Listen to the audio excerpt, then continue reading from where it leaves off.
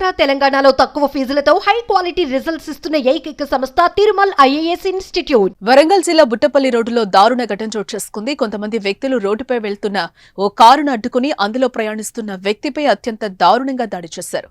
ఇనప రాడ్లతో విచక్షణారహితంగా దాడి చేసిన ఘటనతో ఒక్కసారిగా వరంగల్ నగరం ఉలిక్కిపడింది. వరంగల్ జిల్లాలో గత కొద్ది రోజుల నుంచి వరుసగా దారుణ ఘటనలు చోటు చేసుకుంటున్నాయి. తాజాగా నడి రోడ్డుపైన ఓ వ్యక్తిపై కొంతమంది దుండగులు ఇనప రాడ్లతో హత్యాయత్నానికి పాల్పడ్డారు.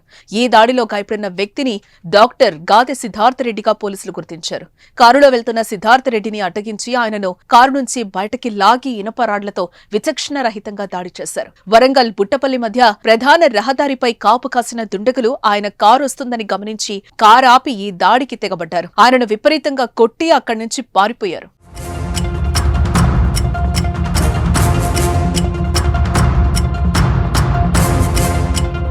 స్థానికులు ఇచ్చిన సమాచారంతో కొన ఊపిరితో కొట్టుమిట్టాడుతున్న బాధితుల్ని పోలీసుల ఆసుపత్రికి తరలించారు.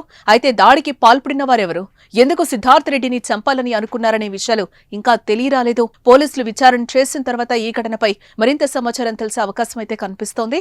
అయితే ప్రస్తుతం హైదరాబాద్ లోని ఓ ప్రైవేట్ ఆసుపత్రిలో చికిత్స పొందుతున్న సిద్ధార్థ రెడ్డి పరిస్థితి విషమంగా ఉన్నట్లుగా తెలుస్తోంది.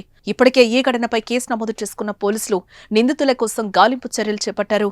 వీలైనంత త్వరగా నిందితులను పట్టుకుంటామని పోలీసులు అంటున్నారు. ఇక ఇదిలా ఉంటే గత కొద్ది రోజుల క్రితం అదే రోడ్డులో గంజాయి బ్యాచ్ అతిగా తిరుగుతూ వచ్చిపోయే వాళ్లపై దాడికి పాల్పడుతున్నట్లుగా స్థానికులు చెప్తున్నారు. ఒకవేళ గంజాయి బ్యాచ్ డాక్టర్ పై దాడికి పాల్పడి ఉండవచ్చని పోలీసులు అనుమానిస్తున్నారు. మొత్తానికి స్థానికంగా ఉంటున్న బస్తీవాసుల దగ్గర సమాచారం సేకరిస్తున్నారు పోలీసులు. డబ్బుల కోసం గంజాయి బ్యాచ్ దాడి చేశారా, లేకేమైనా కుట్ర కోణం ఉందా అనే కోణంలో పోలీసులు విచారణ చేస్తున్నారు.